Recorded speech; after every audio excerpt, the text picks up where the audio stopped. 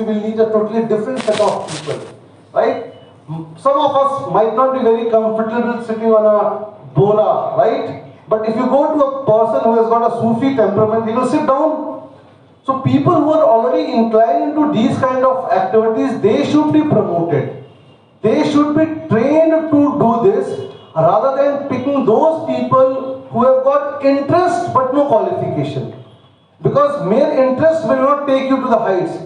Educational qualification is a minimum requirement. But for them, the important thing is we have to make them economically strong. I always say that our students need to have two things. Either they need to be students or they need to be employed in some job or service. ये नहीं हो सकता कि हम कुछ नहीं कर रहे हैं, ना हम पढ़ रहे हैं ना तिजारत कर रहे हैं. मैं इसकी एग्जांपल देता हूं, very specific to your question. आज इंडिया का नंबर 1 ऑनलाइन गोश्त सेलिंग पोर्टल कौन सा है? एनीवन? ऑनलाइन गोश्त कौन बेच रहा है आज? कोई बताएगा? Al Kabir is the biggest exporter India में online. Licious owned by Mangalore. It's not. This is not. What's his name? I don't know, but it's a Marwari. No, he's from Mangalore, Karnataka का है. ठीक है. हमारे वो लोग जो गोश्त के व्यापार में थे, गोश्त तो ट्रेडिशनली हम ही लोग बेचते आए हैं, उनको ये क्यों नहीं बताया गया no it is the right time कि आप भी ऑनलाइन गोश्त बेच सकते हैं? Why? His name is Mohandas Pai. Why Mohandas Pai from Mangalore? He comes and sells meat with a halal tag, which I won't eat.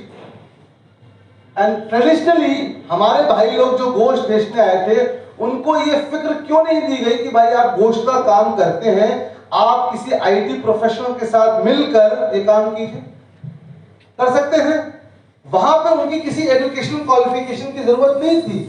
वहां उनको tie up करना था एक ऐसे शख्स के साथ जो उनको बता सके कि आपका जो एक्सपीरियंस है उसको यहाँ यूज कीजिए. तो ऐसे लोगों को हम इस फील्ड में नहीं, let them help us contribute towards the Umma in an economic way. I can not support Umma in an economic way, but I can support Umma in an academic way because I am from education background.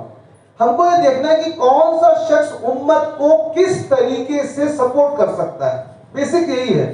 और हमें से बहुत सारे ऐसे होंगे, I don't need any remuneration for this. मैं किसी बिना मुआवजे के लिए उम्मत के लिए काम करने को तैयार हूं. कुछ बोलेंगे नहीं भाई, आई विल वर्क, मैं आपके लिए काम करूंगा, सर्वे करूंगा and I need this much monthly allowance. अब वो तंजीम के ऊपर है कि वो कैसे लोगों को रखती है. कि ऐसे लोग जो बेहतरीन काम कर रहे हैं उनको 7,000 8,000 रुपए महीना दे रही है, या ऐसे लोग जो बोले फी सबिलिल्लाह हम काम करें.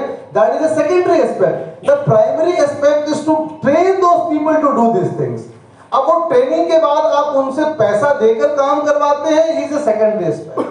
तो जो लोग पढ़ाई नहीं किए हैं, पहली बात तो मैं हमेशा बोलता हूं भाई आपके पास कुछ भी प्रॉब्लम हो, यू शुड कंप्लीट, यू मतलब our youth should complete NIOS से ओपन स्कूलिंग से 12th कंप्लीट करें और Indira Gandhi national open university से वो ग्रेजुएशन कंप्लीट करें. अगर किसी कारणवश किसी वजह से कोई अपनी स्कूलिंग कॉलेज नहीं कर पाया है, let that person contribute in an economic वे. क्योंकि हम रोमन उर्दू में लिखकर ट्विटर पे ट्रेंड नहीं चला सकते हैं. हम रोमन उर्दू में लिखकर यूनाइटेड नेशंस में अपनी बात को नहीं पहुंचा सकते हैं. हम रोमन उर्दू में लिखकर संयुक्त राष्ट्र संघ में अपनी बात नहीं पहुंचा सकते हैं. तो अगर हमको इफेक्टिव होना है, असरदार होना है, तो हमारे पास इल्म होना पड़ेगा. Any more questions? Yes please. असल मैं सैयद सादी करी. असल में कैसा है कि मुख्तलिफ तंजीमें अलग अलग शहरों में अपने अपने एतबार से काम कर रही है, और काम करने के बाद में भी पोस्ट पैंडेमिक वर्ल्ड के बाद में हज़रत फाइनेंशियल इश्यूज सभी के साथ में हुए हैं, और ये तंजीमों पे भी काफ़ी इसका असर गिरा है. और उसके बाद में पोस्ट पैंडेमिक वर्ल्ड के बाद में ये 21st सेंचुरी के अंदर में हज़रत सबके पास में कहीं ना कहीं एक कॉमन प्रोजेक्ट्स आते हैं, और इन कॉमन प्रोजेक्ट के अंदर में वही कॉमन डोनर्स भी आते हैं. इन कॉमन डोनर्स को कैसा इवेल्युएट करेंगे हज़रत, कैसे आइडेंटिफाई करेंगे कि इन तंजीमों में इख्तलाफ भी ना हो, और वो उनके जो प्रोजेक्ट्स है वो एक कंसिस्टेंटली चलते रहे, और एक मकामात पर शॉर्ट टर्म गोल्स और एक लॉन्ग टर्म गोल्स एक तंजीमें जब सेट कर ले, तो इंशाल्लाह इनके जो डोनेशंस है किस तरीके से जनरेट किए जाए उस बहुत ही प्रैक्टिकल क्वेश्चन जिसको बोलते हैं ना, पूरी बात का निचोड़ है ये। इसलिए आपने सारी बातें तो मैंने बता दी, लेकिन इन सबको करने के लिए चाहिए क्या? ये कहां से आप जनरेट करेंगे? इसके लिए आप कैसे कैपेसिटी बिल्डअप करेंगे? देखिए, ट्रेडिशनली जो एनजीओज चलते हैं, मदारिस हो, खानकाह हो, या जो एनजीओज हो, ये डोनेशन और कंट्रीब्यूशन से चलते हैं। ट्रेडिशनली जो है लोगों की इमदाद होती है, और पैंडेमिक के बाद ये जो वबा आई है, इसके बाद लोगों का ताउन भी बहुत कम हुआ है, क्योंकि सबके रोजगार, तिजारत सबके मुतासिर हुए हैं। तो अगले 3 साल IMF के मुताबिक, वर्ल्ड बैंक के मुताबिक, तो लगेगी इकोनॉमी को नॉर्मल होने में। कम से कम कुछ लोग 2.5 साल बोल रहे हैं, कुछ लोग 3 साल बोल रहे हैं। हमको अपने ऑर्गेनाइजेशन का एक ब्रांड वैल्यू बनाना पड़ेगा। What is brand value? बिना तशबीह में एग्जांपल दूं कि आपके पास 2 गाड़ी है, ठीक है, 2 गाड़ी, 4 व्हीलर, 2 कार है। तो आप किस कार में क्या पसंद करते हैं? इसकी इफिशिएंसी बहुत अच्छी है, माइलेज बहुत अच्छा है, नहीं इसका पिकअप बहुत अच्छा है, नहीं इसके एयर बैग्स इसके बहुत अच्छे हैं, नहीं इसका एग्जॉस्ट, हर एक का कुछ कुछ होता है। आप जिस भी तंजीम में काम कर रहे हैं, मैंने वो बिल्कुल शुरू में कहा, जब आप फोकस हो जाएंगे कि भाई हम इसमें काम कर रहे हैं, ह्यूमन राइट्स में, हम इंसानी हुकूक पर काम कर रहे हैं, हम मीडिया पर होने, इस्लाम पर होने वाले अटैक पर काम कर रहे हैं, जब आप हो जाएंगे तब आपको डोनेशन देने वाले वो लोग आएंगे जो आपको बोलेंगे ठीक है भाई, हमको लगता है आप जो कॉल्स कर रहे हैं उसकी आज ज्यादा जरूरत है। आप बोलेंगे हमारी तंजीम काम कर रही है इस काम में, कोई भी एक काम ले लीजिए, human rights, women's right, media में इस्लाम के एतराज़ात के जवाब, लीगल इश्यूज को देखना। तो उसकी जो फर्स्ट रिक्वायरमेंट है, जो लोग भी ऑर्गेनाइजेशन चला रहे हैं उनका फाइट होना। आप लोगों से पैसा ले रहे हैं और अगर लोगों को लगा कि भाई ये पैसा सही यूटिलाइज नहीं हो रहा है, तो एक बहुत मशहूर कहावत है, you can fool few people all the time, all the people few time, but not all the people all the time. सुना होगा आप लोगों ने। आप कुछ लोगों को हमेशा बेवकूफ बना सकते हैं, सारे लोगों को कभी बेवकूफ बना सकते हैं, लेकिन सारे लोगों को हमेशा बेवकूफ नहीं बना सकते।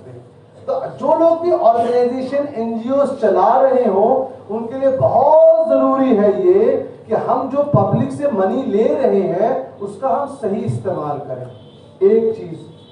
दूसरा, हम अपनी एक ब्रांड वैल्यू बनाएं कि भाई ठीक है, दिस इज आवर फील्ड। मैं एग्जांपल देता हूं, I don't want to name, लेकिन नाम दे रहा हूं। हदिया का केस सुना आपने, जो केरला की लड़की थी, she was a non Muslim and she reverted to Islam. तो हाई कोर्ट ने बोला नहीं भाई आपको Islam, she was practising homeopath, उसको उसके हस्बैंड से अलग कर दिया। अब I don't want to name any organisation, एक तंजीम में उसका मुकदमा लड़ा। वकीलों की फीस कितनी थी मालूम है? 1 करोड़। कितना? 1 करोड़। सुप्रीम कोर्ट में मुकदमा दिया, 1 करोड़ पूरे वकीलों को दिया गया। लेकिन वो दिखा कर कि हमने देखिए इस्लाम के लिए हिफाजत की 10 करोड़ लोगों से लिया उन लोगों से। तो ऐसा नहीं है, अगर आप काम करेंगे तो लोग देंगे भाई। अल्लाह ताला ने लोगों के दिलों में एक बात डाली है कि लोग तकलीफ में भी इस्लाम के लिए पैसा देते हैं। वो हमारा रहे कि भाई हम जो लोगों से पैसा ले रहे हैं उसका एक पैसा भी हम गलत यूज ना करें। वो रहेंगे तो हमको लोग देंगे, लेकिन ये हमेशा, ये हमारे लिए नहीं है। ये चाहे वो XYZ अम्मा कोई भी कंपनी हो, लोगों से पैसा लेना मुश्किल काम है, लेकिन अगर आप दीन की खिदमत करेंगे तो लोग देंगे। अब इसके लिए मैं एक अलग टॉपिक है, लेकिन मैं इसको बताना जरूर चाहता हूं। NGOs can have their own means of income. मुर्गी पालन, मैं जानता हूं मदरसों को जिन्होंने पोल्ट्री शुरू कर दी है, मैं जानता हूं। मुर्गी बिक रही है, अंडा हो रहा है, मदरसे को आमदनी आ रही है। मैं जानता हूं मदरसों को जिन्होंने अपने बाहर कंपाउंड बनाया है, उसमें दुकानें निकाल दी है और उसका किराया आ रहा है, वो चल रहा है। तो इन द लॉन्ग टर्म हमको अपने मदारिस, अपने खानकाहों के लिए सेल्फ सस्टेनेबिलिटी के लिए कोई ना कोई अल्टरनेट मीन डेवलप करना पड़ेगा। अब वो यहाँ पे तो नहीं आया है, क्योंकि यहाँ पर अभी तक शरिया बेस्ड बैंकिंग नहीं आई है। मलेशिया वगैरह में इस्लामिक मदारिस वगैरह हलाल बिजनेस में शेयर ले रहे हैं ताकि वो पैसा आए तो हमारा मदरसा लोगों के ताउन के ऊपर डिपेंडेंट ना रहे, वो शेयर से अपने चला रहे, जायज है बिल्कुल। हमारे यहाँ वो पादरियों वाला सिस्टम नहीं है कि भाई वो जैसे आपने देखा होगा इटली में होता है कि लोग पढ़ रहे हैं। अगर कोई भी मदरसा के पास जमीन है, उस जमीन पे वो प्लांटेशन लगाकर, वो एक यूकेलिप्टस ट्री लगाकर, पोल्ट्री फार्मिंग कर कर, अगर उनके पास रिसोर्सेज है, बिल्डिंग है, बहुत से मदरसे हैं जिन्होंने बड़े बड़े शादी हॉल बना दिए हैं और एक रात का जो भी होता है 10,000 50,000 दे के चल रहे हैं। तो ये हमारी जिम्मेदारी है, क्योंकि at the end of the day हम सब मर जाएंगे, लेकिन इसी मदरसे में बच्चे पैदा होंगे जो हमारे जनाजे की नमाज पढ़ाएंगे। तो हमारी जिम्मेदारी है इन मदरसों, इन एनजीओ को सपोर्ट करना। Thank you.